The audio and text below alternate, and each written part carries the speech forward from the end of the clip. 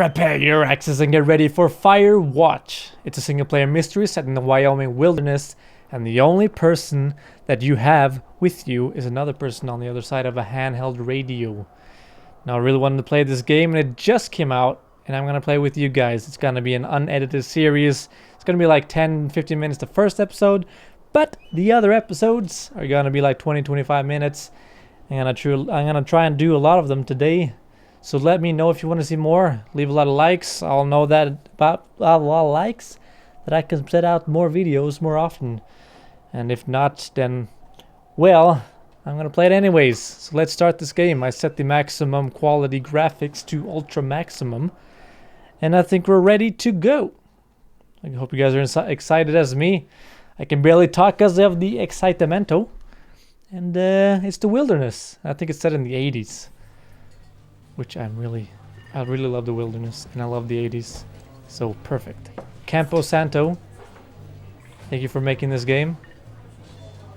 In cooperation with the publisher, Panic Incorporation. Okay, is that an indication of something that's gonna happen in the future? What? 1975? I thought it was the 80s. Maybe this is like a pre-thing. It's Boulder, Colorado. So it's in America. I'm not really sure where Wyoming is. You see Julia. Who's Julia? Oh! I had to click on it. She's about your age, late 20s, laughing with well-dressed professors and grad students from nearby CU Boulder. You, Henry, are out drinking with your pals. Oh, so we're Henry. We approach her. You are drunk. Off to a good start.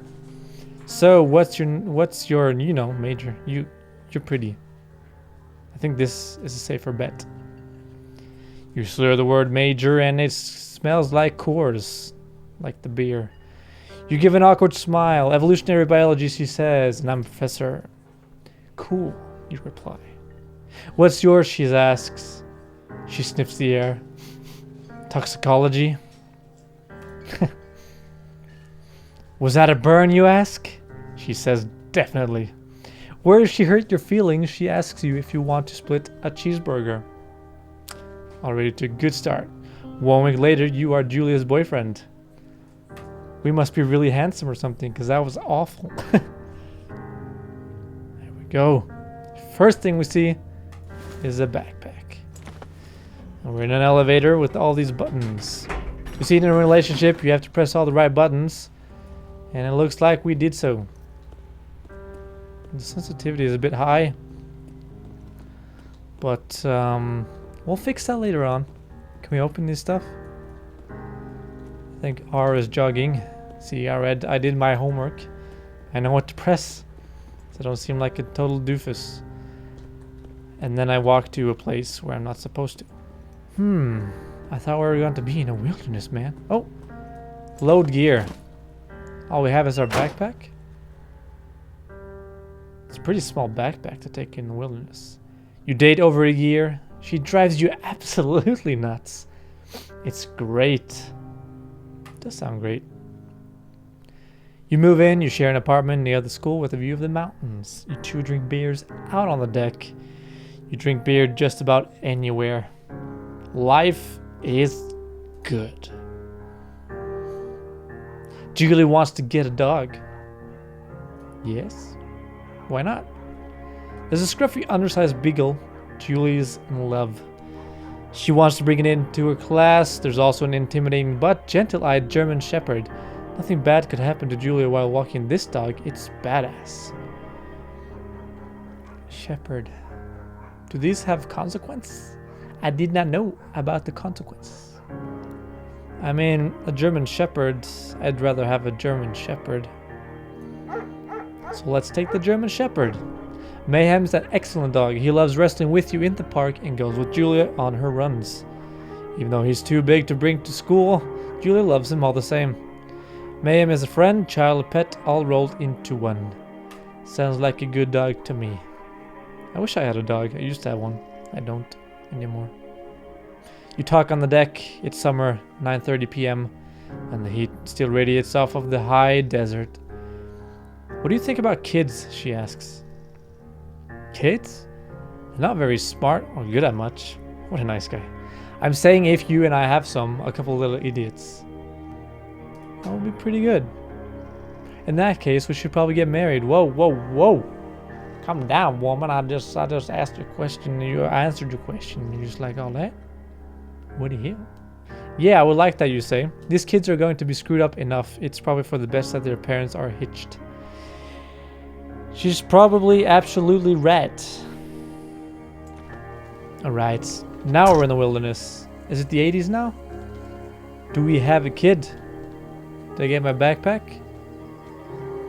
Alright, let's start on the thoroughfare trailhead. Do not forget to check in. No fireworks. It's not recommended for inexperienced hikers. Well, I've grown up in a country which is called Norway, and it has a bunch of wilderness, so I am fully equipped to go on this adventure with you guys by my side. Alright, let's go on this adventure. Let's go all right into the woods.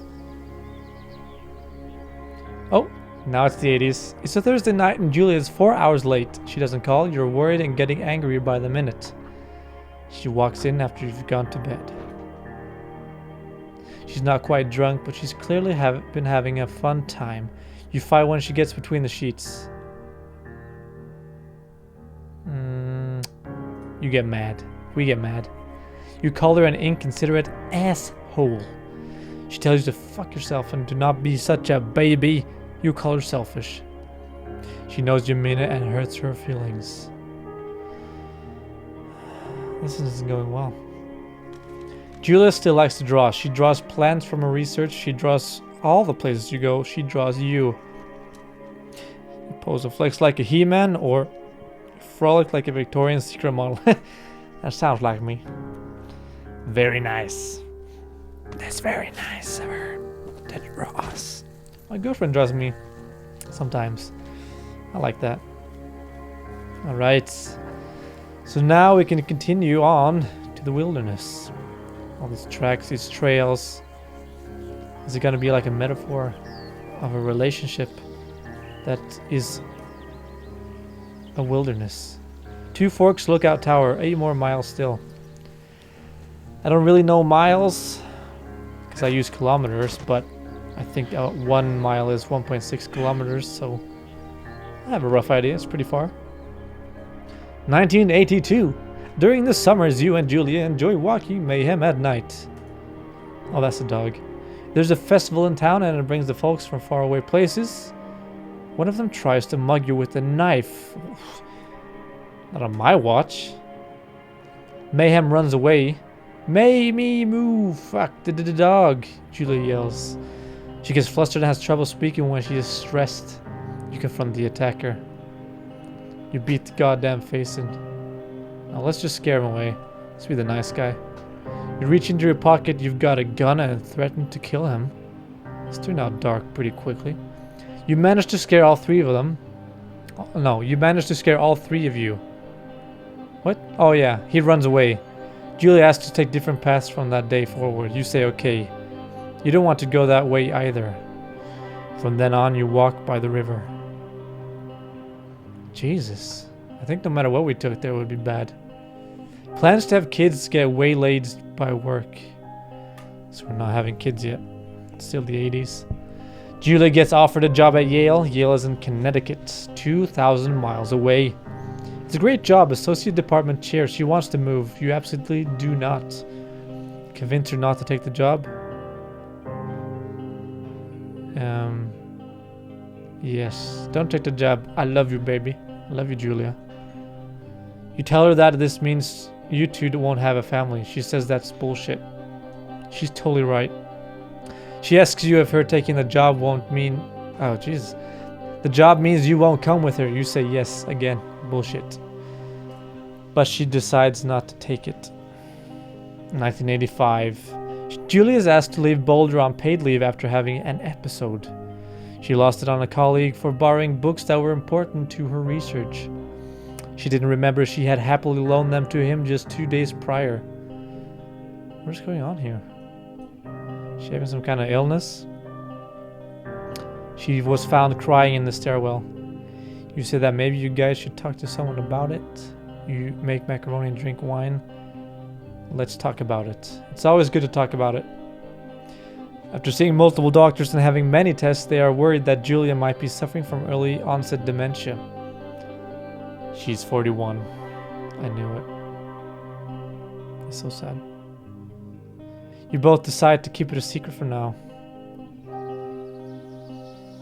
Okay. We're back in the wilderness. This story is really sad. I wasn't really expecting this. Yep, that looks like me. Except for the belly. I'm really skinny. I have a long beard and stuff, but I'm really skinny. Mayhem is getting older. He's got silver hair down his back and slows down at night. You and Julia walk into the bar to see your friends, and it feels like nothing has changed. Julia goes back to the university. 1987. Julia's affliction gets worse. She can't remember things in class. Her research is in shambles. She drives her car to the next town over for no particular reason and has to be brought home by the police. She's devastated. She's sent home on permanent medical leave. Jesus. Some days you get the Julia who calls you a dope and your unborn child like little idiots. Other days you get a stranger. She pulls you into bed to make love. After 5 minutes, she goes into a panic, believing her dad is at the door. Jesus Christ.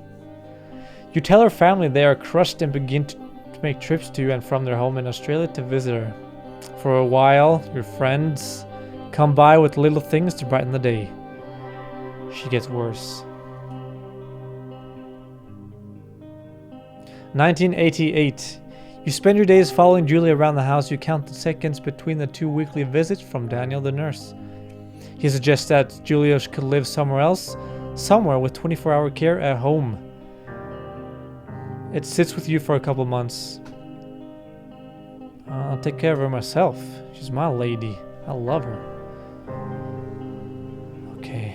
Ugh, this story is making me like I didn't even know how to react to this. I was just hoping we were gonna go on a nice trip in the wilderness, and all this sadness. It's like what would happen? What would I do if this happened to my girlfriend? Oh, there's a deer. Probably want to take care of her. That's what I would do. It is impossibly hard. The worst is when you get mad at her, like when she tries to cook her own food. You can't do anything without her, and she can't do anything without you. When she goes to sleep, you stay up for a few hours, drinking on the deck, watching baseball in the summer, college basketball in the winter. Drinking then too. You start going out after you put her to bed. The first thing you do is worry about her getting up and walking around while you're gone. You put a chair in front of the bedroom door. I think that would be safe, even though it's not nice to do. You go to the same bar at the boring end of Pearl Street. It's nice there. Over time, you tell Sheila, the bartender, everything. It's a huge weight off. You're home and in bed by 1 a.m. a couple nights a week. You look forward to those nights. 1989. That's actually the year I was born. One night you are stopped at a DUI checkpoint. Driving under influence. I mean, everyone knows that, but maybe someone doesn't. You blow a 10 caliber and are taken to jail for the night. No, a 10 caliber. A 10 percentage thing. I don't know how the promille, the influence meter is in the US, but in Norway it's really, really low. You consider trying to hide it, but you tell your sister-in-law, Susan. Yeah, tell someone. Julia's parents tank the next plane from Australia. They can't believe the state your house is in. Then they tell you Julia's come to live with them. You don't argue. You say you'll visit soon. A few weeks go by. Summer's coming and you see an ad in the paper for a job. You take it. We take it. The Firewatch. Alright, we got that prelude story. I think that's all of it now. It's about 15 minutes of story. And we have our watchtower. I got my water in case it starts burning.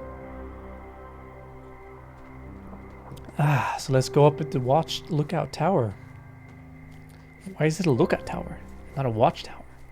What's the difference? That's a mighty big fine moon you got there. How'd you get that to be so big? This is like the perfect makeout place. Not that I should be talking about that kind of stuff when my wife's been taken away to her family. Life. It is a wilderness. Turn on the power. Yeah. Alright. Pick up radio. Hello, Two Forks Tower. Hello, Delilah. Hello, Delilah. How do you do? Left shift, activate radio. Hello. Hello? Whoever this is? It's Henry, right? Yeah. I'm Delilah. Yeah, that's what I'm that guy said on the Delilah phone. to meet you. Delightful. So, Delilah what's wrong with you? Excuse me? People take this job to get away from something. So what's wrong? What's wrong with you? Jesus. Great idea. Go ahead. Look, I just hiked for 2 days, so I don't really follow whatever it is you're doing right now. You take a stab at what's wrong Wink. with me. Fine, then can I sleep forever? Sure, buddy. Okay, now go ahead. Go ahead. You killed 3 ex-husband, you're rebelling against mom. Nobody... Okay, you're probably just rebelling against a mom who wishes you had given her grandkids, by the sound of your voice, at least 15 years ago. You come out here and it really grinds her gears and you love it. Can I sleep now? Well, she also says I fuck immature men, but What? in my defense, who wouldn't want a 28-year-old with ambition and energy and some fire in his belly in bed? Me, Jesus. I'm going now. Just a second, now it's my turn. Okay, good night, bye. Let's see. I don't know anything about you. I say you got fired from your job and have finally decided to write your novel. That's Not the exactly. sort of bullshit reason you'll find a man out in the woods. Good night. Welcome to the job. Firewatch. Alright, we got all the preludes going on. Alright. Day 1. Good morning, Henry. Well, I guess good afternoon. You probably slept like a rock. Anyway, there's still a few hours of daylight to get some work in. I can see you at your desk, so call me when you're ready. Alright, answer radio call. Alright, I think we used about 18 minutes already. So thank you guys so much for watching. I think next episode is going to be more eventful. So I hope you hang around to see more of this. And I'll see you guys in the next video. Stay strong, warriors. And goodbye. Dinner's ready. And then, because even children can't survive on sweets, Holy they shit. divided up the body of the old witch. Thought I knew this ate her. story. The goddamn dude made her. Jesus. Even though she was gonna eat them.